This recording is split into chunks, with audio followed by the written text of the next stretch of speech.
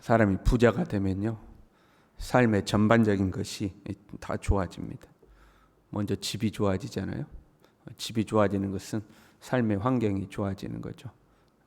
삶의 공간이 좋아지고 휴식할 수 있는 환경이 좋아집니다. 먹는 것이 좋아지죠. 건강한 식단에 균형 잡힌 영양을 공급할 수가 있습니다. 차도 좋아지잖아요. 안전이 확보가 되는 것을 말하죠. 그리고 옷도 좋아집니다. 사람이 이제 아름다워지기 시작하는 거죠. 부자가 되면요, 더 사람이 예뻐집니다. 그렇지 않습니까? 그 후진국의 선교를 가보면 그 사람들이 똑같은 나이인데 엄청 늙어 있습니다. 피부도 거칠고 늙었고, 사람이 부유해지면 아름다워지요. 피부도 가꾸고 몸매도 가꾸고 그렇잖아요. 화장품도 좋은 거 쓰고, 그리고 그래도 안 되는 부분은 아름다운 옷으로 가리고. 여기까지는 그럴 수 있다고 해요. 부유해지고 예쁘게 치장하고 사람이 그렇게 좀 화려해지고 나면 문제는 마음이 교만해지기가 쉽습니다. 모두 다 그런 건 아니에요. 모두 다 그런 건 아닌데 그럴 가능성이 높다는 거죠. 자기 안에 있는 본성이 나오는 겁니다. 가난할 때는 드러낼 수 없었던 자기 본성이 이제는 자신감을 얻어가지고 자기 본성이 나오는 거죠. 사람이요, 부유해지거나 권력을 가지게 되면 그 사람의 진짜 모습이 나온다고 그럽니다. 힘이 없을 때는 드러내지 못했던 자기의 모습이 힘을 가지면 이제 나오는 거죠. 예전에 저 사람 저렇게 화 안 냈는데 이제 화를 내는 거죠. 예전에 저 사람 저렇게 큰 소리 안 냈는데 막 큰 소리를 내기 시작하는 거죠. 이제 자기 것이 나오기 시작합니다. 그러니까 부유해졌음에도 불구하고 권력을 가졌음에도 불구하고 변함없는 사람, 그렇지 않는 사람, 똑같이 선하고 착한 사람, 이 사람이 이제 진짜 좋은 사람인 거죠. 우리는 이런 사람을 겸손하다고 그럽니다. 힘이 있음에도 불구하고 변하지 않는 거죠. 여러분 서로 부자가 되거나 높은 지위에 올라도 교만하지 않기를 바랍니다. 보니까 그럴 가능성이 별로 없어 보이는데, 우리는 그럴 가능성은 없어 보이는데, 부유해지거나 권력을 가졌다고 해서 사람이 바뀌면 안 되겠죠. 본문은 두로에 대한 심판입니다. 그런데 이 두로에 대한 심판은 26장에서부터 계속 되어 있습니다. 우리가 어제 25장을 살폈지만 25장은 그 한 장에 암몬과 모압과 에돔과 블레셋이라는 나라들의 심판이 짧게 기록되어 있어요.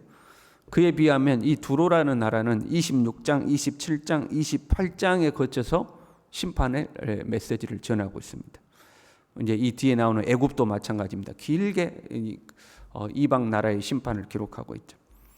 그러니까 짧게 전하는 나라들도 있는데 이렇게 뭐 3장에 걸쳐서 이 두로라는 나라의 심판을 예언하고 있을 때는 이 심판 메시지를 통해서 전하고자 하는 것이 있는 거죠. 특별히 전하고 싶은 내용이 있는 거죠. 그것이 우리가 읽은 이 본문의 말씀입니다. 26장, 27장, 28장에 거쳐서 두로와 두로왕의 심판을 선언해 가시는데 갑자기 오늘 본문 13절에 보면 이런 말씀들이 나와요. 내가 옛적에 하나님의 동산 에덴에 있어서, 갑자기 창조 때 에덴 동산 이야기가 나옵니다. 지금 이스라엘이 패망하던 때에 그 이스라엘의 패망을 즐거워했던 이스라엘 주변 국가들의 심판선을 하고 있는 건데, 창조 때 에덴 이야기가 갑자기 등장하는 거죠. 14절에 보면요, 너는 기름 부음을 받고 지키는 그룹이며, 그룹은 천사를 말하는 거거든요. 갑자기 천사 이야기가 나오는 거죠. 그래서 오늘 우리가 읽은 본문을 사탄의 기원으로 보고 있습니다. 하나님 앞에 아름다웠고 지혜로웠던 천사가 타락하여 사탄이 된 것을 지금 두로 심판 선언 속에 같이 이제 포함시켜 놓은 거죠. 두로의 심판에 사탄의 기원을 암시하신 것은 두로와 사탄의 상황이 유사하기 때문에 그렇습니다. 두로가 교만하여 패망한 것과 사탄이 교만하여 패망한 것이 비슷한 상황이기 때문에 두로의 상황을 통해서 이제 사탄의 메시지를 전하고 있는 거죠. 12절에요. 너는 완전한 도장이었고 지혜가 충족하며 온전히 아름다웠도다. 그래서 너는 완전한 도장, 이 도장 우리가 꾹 찍는 도장이 있잖아요. 그 도장을 말하는 건데 언어로 하면 봉인이란 말입니다. 봉인. 과거에는 편지를 쓰면 그 편지에 봉투를 닫고 그 봉투를 밀랍했잖아요. 그 밀랍을 말하는 거예요. 밀랍에서 봉인하는 거예요. 이게 잘 봉인이 한 번에 되기도 하고 잘 안 되기도 하고, 또는 봉인을 했는데 이게 떨어져 버리기도 하고, 떨어지거나 부서지거나 잘 안 되면 그게 완전한 게 아니죠. 그런데 너는 아주 완벽하게 밀랍이 아주 완벽하게 잘 된 도장이다, 그런 의미예요. 한마디로 말하면 너는 완벽했다는 거예요. 너는 완벽했다. 너는 완벽했고 지혜로웠고 아름다웠다 하는 거죠. 너는 완벽하고 지혜롭고 아름다웠다. 27장에 보면은요, 두로의 이 아름다움을 이제 쭉 기록하고 있는데요. 두로는 각종 무역을 통해서 부를 축적했습니다. 그러니까 두로가 무역했던 나라들이 27장에 쭉 열거가 되는데, 그 나라가 어딘지 다 알 수도 없을 정도로 많은 나라들이 등장을 해요. 그 나라들과 무역을 하면서 각종 보화, 옷감들, 온단들, 건축 자재들, 무기, 생활용품, 짐승들 갖가지 것들을 무역해서 부를 쌓았습니다. 그리고 그 부가 쌓이니까 자신들을 아름답게 치장을 했어요. 부유해졌어요. 아름답게 치장했어요. 여기까지 괜찮아요.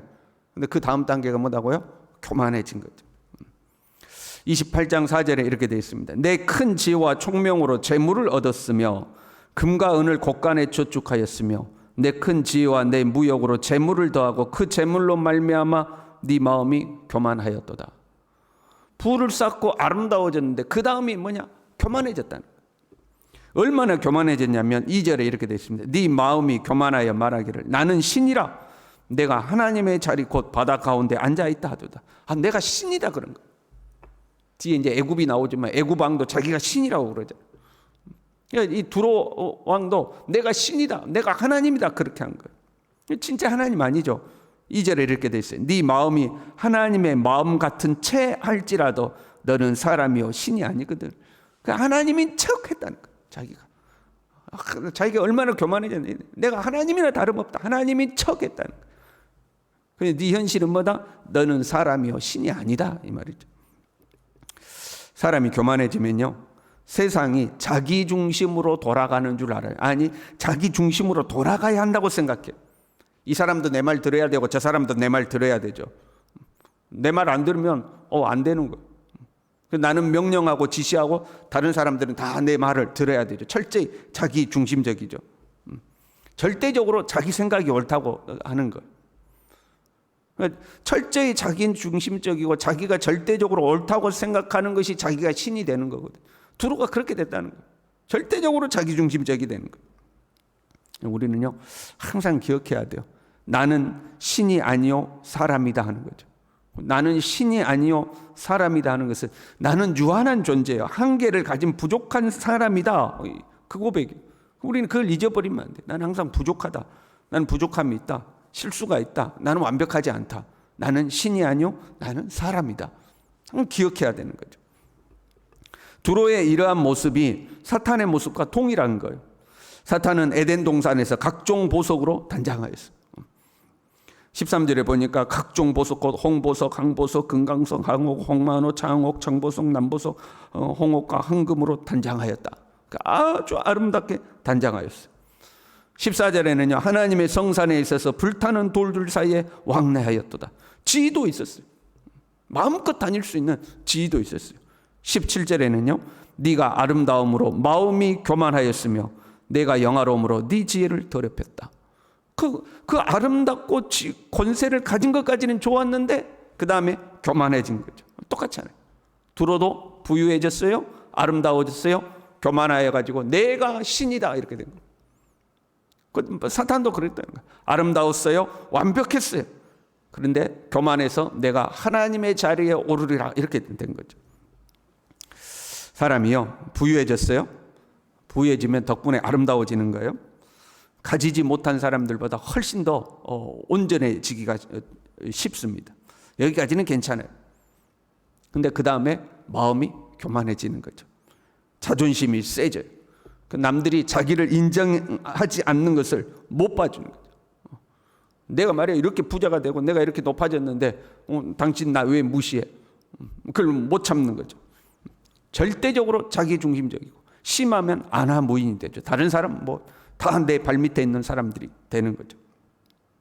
26장 1절에는 이렇게 이야기해요. 아하, 만민의 문이 깨져서 내게 돌아왔도다. 그가 황폐하였으니 내가 충만함을 얻으리라. 한마디로 말하면 내 세상이다 그 말이에요. 이제 내가 충만함을 얻으리라. 내 세상이 왔다. 내 세상이. 이렇게 변해가는 것이 사탄의 길이다 하는 거죠. 부유해졌어요? 아름다워졌어요? 교만해졌어요? 자기중심이 됐어요. 이게 사탄이 타락해가는 그 과정이었다. 그런데 이 땅의 나라들도 그렇게 타락해 가더라. 이 땅의 한 개인도 그렇게 타락해 가더라. 그것이 사탄이 타락해 가는 길이고 결국은 멸망하는 길이더라 하는 거죠. 그래서 우리는 항상 경계하고 조심해야 돼요. 가만 보니까요, 사람이 너무 가난하면요 인생이 참 힘들었습니다. 가난하면 힘든 것이 사실이죠. 고달픕니다. 너무 고난이 많아도 참 사는 게 힘이 들어요. 그럼에도 불구하고 가난하고 고난이 있을지라도 우리는 믿음으로 인생을 살아나가야 되죠. 그런데 보면 너무 힘드니까 우리는 소망하잖아요. 좀 부유하기를, 좀 여유 있기를, 좀 평안하기를. 여러분도 그런 마음이고 목회자도 그런 마음이고 성도들을 바라볼 때 저 사람 좀 부유해졌으면 좋겠다. 저 사람 좀 넉넉해졌으면 좋겠다. 저 사람 좀 잘 됐으면 좋겠다. 그런 마음이 있는 거죠. 그런데 문제는 그렇게 기도하고 우리가 서로 축복하고 하나님의 은혜로 부유해지고 여유가 생기면 하나님으로부터 멀어진다는 거예요. 하나님으로부터 멀어질 때에 당신 그렇게 살면 안 됩니다. 하나님 앞에 그렇게 살면 안 됩니다 하고 신앙의 권면을 하면 들으면 좋은데 힘이 없고 연약할 때는 어떤 신앙의 권면도 잘 받아들이는데 힘이 생기면 안 받아들이는 거죠. 뭐라고 그래요? 제가 알아서 할게요. 제가 알아서 할게요. 그렇게 이야기. 철저히 자기중심이 돼요. 그것이 무슨 길이다? 사탄의 길이다. 부유해졌어요? 온전해졌어요? 교만해졌어요? 이제 다른 사람 말 안 들어요. 내 세상이다. 자기중심이다. 내가 신이다. 이렇게 되는 거예요. 그게 사탄의 길이 되는 거죠. 18절에요. 내가 네 가운데에서 불을 내어 너를 사르게 하고 너 결국 망한다는 거예요. 너를 보고 있는 모든 자 앞에서 너를 땅 위에 재가 되게 하였도다. 수치를 당하게 하겠다는 거예요. 그리고 마지막에 보면 네가 영원히 다시 잊지 못하리로다. 최후 심판을 받게 된다. 어떻게 되면? 교만하면. 그 교만의 길이 곧 패망의 길이요. 그 교만의 길이 사탄이 가는 길이다 하는 거죠. 저와 여러분은 변함없이 하나님 앞에 겸손해야 할 줄로 믿습니다.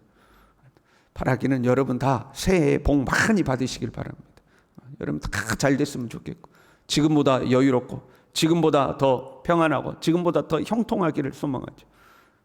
그러나 혹시 우리가 그러한 은혜를 누린다 할지라도 변하지 말고 교만하지 말고 높아지지 말고 언제나 나는 신이 아니요 나는 사람이라, 나는 하나님의 은혜가 없이는 살 수 없는 연약한 존재이다 하고 겸손한 마음으로 하나님과 사람 앞에서 살아갈 수 있기를 간절히 바랍니다. 기도하겠습니다. 하나님 아버지, 교만하지 않도록 겸손할 수 있도록, 나라는 존재가 나는 신이 아니요 사람이기 때문에 항상 부족하고 연약함이 존재하고 실수가 존재하고 하나님의 은혜가 없이는 살 수 없는 존재인 것을 항상 겸손하게 인정하고 높든지 낮든지 부유하든지 가난하든지 힘이 있든지 없든지 하나님과 사람 앞에 겸손한 모습으로 살아갈 수 있도록 우리 모두를 붙들어 주시옵소서. 예수님의 이름으로 기도 올리옵나이다. 아멘.